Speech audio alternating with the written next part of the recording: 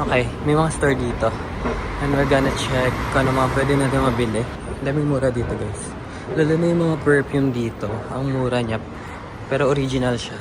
Dito sa chemist. Yan, dyan ako galing kahapon. Pero check naman natin yung ibang store. May mga sale din dito. Ang mura ng perfume din sa chemist. Hindi naman super mura. Mas affordable na siya. Ang dami dong iba-ibang perfume. So you should go there talaga. Recommended.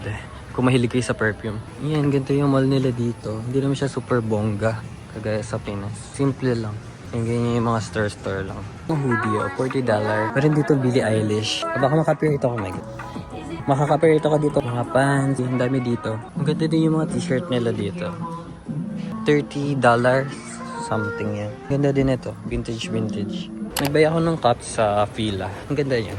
Nakauwi na pala ako tapos bumalik lang ulit kami dito kasi magla-lunch. Look at this. Diba? Kasi gana pa ng gantong color talaga ng ano. Itong cup nakalagay dun is $40. Pero nabili ko siya ng $20. And then bumili na din ako ng lunch ko. Korean bulgogi bibimbap. Try mo na yan.